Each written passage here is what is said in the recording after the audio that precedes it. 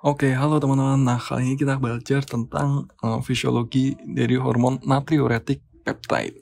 Nah, tapi kalau hormon yang satu ini itu jarang dibahas di blok endokrin ya.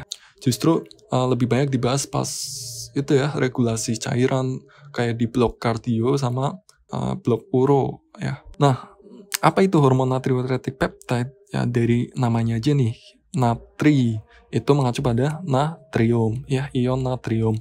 Uretik itu ya mengacu pada urin ya.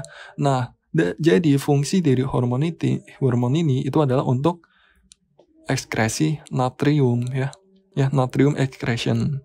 Jadi ketika hormon ini dikeluarkan, disekresikan, dia akan meningkatkan ekskresi dari ion natrium dan juga cairan nantinya. Kemudian kok ada tambahan peptide, maksudnya apa nih? Maksudnya peptide itu ya berarti dia itu hormon jenis peptida. Apa itu ya? Hormon yang disusun oleh asam amino ya kan, hormon ada jenis-jenisnya tuh, ada yang terbuat dari lemak, asam amino, protein gitu. Nah, di sini ada 4 jenis hormon natriuretik peptide ya yang akan kita bahas. Nah, yang pertama yaitu ada ANP sama BNP. Apaan tuh? ANP itu kepanjangan dari atrium natriuretic peptide ya. Seperti namanya, atrium dia diproduksinya oleh miokardium di atrium jantung ya. Kemudian kalau yang BNP itu kepanjangan dari brain natriuretic peptide. Dia diproduksi di mana coba tebak? Di otak. Salah ya.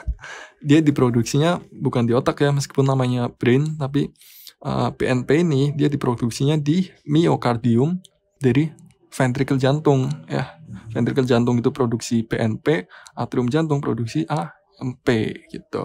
Nah, kedua hormon ini itu bakal disekresikan atau dikeluarkan itu ketika jantung ini mengalami dilatasi, guys. Dilatasi. Atau mengalami ekspansi atau kelebihan muatan gitu. Contohnya pada kasus gagal jantung. Itu kan kenapa bisa gagal jantung? Karena terlalu banyak menampung cairan ya, itu punya jantung. Nah, karena jantung itu menampung banyak cairan, otomatis kan ruangan jantung itu bakal meregang ya.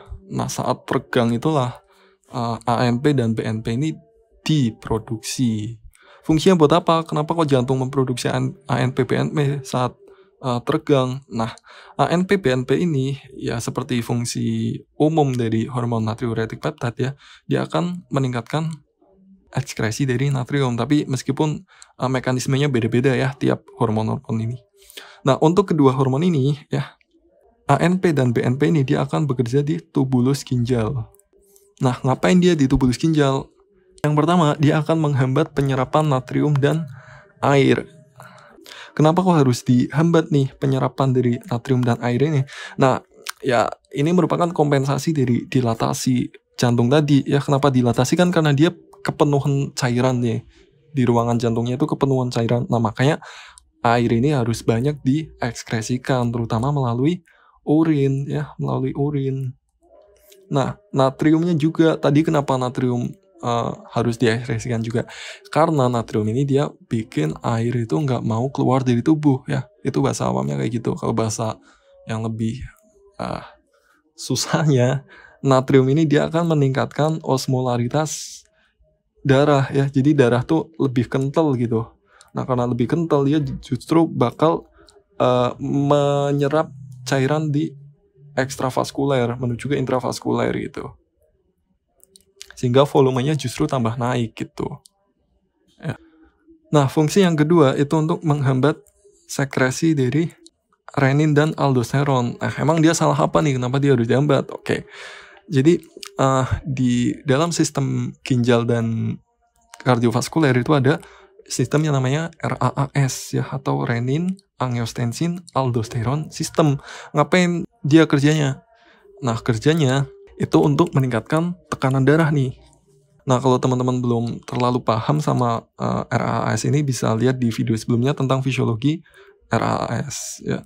Intinya kedua hormon ini dia akan meningkatkan tekanan darah. Gimana cara kerjanya? Si renin ini dia akan melalui banyak proses yang ujung-ujungnya dia akan mengaktifkan produksi dari aldosteron ya. Di mana produksi aldosteron? Aldosteron diproduksi di korteks adrenal ya. Kalau renin dia produksinya di ginjal. Nah, aldosteron ini dia akan bekerja di ginjal ya, di tubulus ginjal. Dengan cara apa? Dia akan meningkatkan reabsorpsi dari ion natrium yang ada di tubulus. Nah, kalau ion natrium ini justru diambil kembali, direabsorpsi kembali di tubulus, nah otomatis natrium bakal ya nggak pergi-pergi ya, dia bakal nambah di pembuluh darah ya. Tadi bikin tekanan darahnya naik, bikin volume darahnya naik. Nah, makanya harus dihambat. Nah, kerja yang ketiga dari hormon ANP dan BNP itu adalah dia akan membuat vasodilatasi arteri aferen dan vasokonstriksi arteri eferen dari ginjal. Nah, jadi arteri yang masuk ke ginjal itu kan nanti akan melalui bagian dari nefron yang disebut glomerulus ya kan. Ini arteri aferen, kemudian dia akan masuk glomerulus untuk disaring, kemudian setelah disaring dia akan keluar melalui arteri eferen ya. Yang masuk itu aferen, yang keluar itu eferen. Nah, saat terjadi vasodilatasi dari arteri aferen ya, dia vasodilatasi, efeknya apa? Darah yang masuk ke glomerulus itu akan meningkat ya. Nah, kalau darah yang masuk ke glomerulus akan meningkat, otomatis pembentukan urin itu juga akan meningkat ya. Karena saking derasnya yang difiltrasi, otomatis filtratnya yang menjadi urin itu juga akan meningkat ya, urin meningkat. Kemudian yang kedua itu vasokonstriksi arteri eferen. Nah, di sini justru kontriksi nih ya, eferen kontriksi. Kalau tadi aferen vasodilatasi. Nah, udah yang masuk itu banyak ya, karena vasodilatasi banyak darah yang masuk, tapi keluarnya malah dihambat nih ya, karena vasokonstriksi. Yang keluar dikit, yang masuk banyak, yang keluar dikit. Ya berarti produksi urin otomatis akan meningkat. Nah, produksi urin meningkat, dia akan menguntungkan untuk meringankan dilatasi jantung tadi ya. Itu regulasinya gitu. Kemudian jenis hormon natriuretic peptide selanjutnya itu adalah C-type natriuretic peptide. Nah, C-type natriuretic peptide ini dia diproduksi oleh pembuluh darah nih ya. Kerjanya ngapain nih? Si type NP ini dia akan membuat vasodilatasi nefron. Nah, kalau si nefron ini dia vasodilatasi, otomatis ya tadi pembentukan urin itu akan meningkat. Nah, kalau urin meningkat, ya ujung-ujungnya sama. Ekskresi dari ion natrium juga meningkat, ekskresi air juga akan meningkat. Kemudian yang ketiga itu ada urodilatin. Urodilatin ini dia kerjanya sama, dia untuk vasodilatasi nefron. Dia diproduksinya ada di mana? Dia diproduksi oleh tubulus distal sama tubulus collectivus nih ya. Nah, saat urodilatin ini diproduksi, si tubulus ini dia akan mengalami dilatasi sehingga ya ekskresi natrium meningkat, ekskresi air juga meningkat. Akhirnya beban kardiovaskuler berkurang gitu deh. Ya, jadi urodilatin ini dia punya dua efek, yaitu yang pertama natriuretik, yang kedua itu diuretik.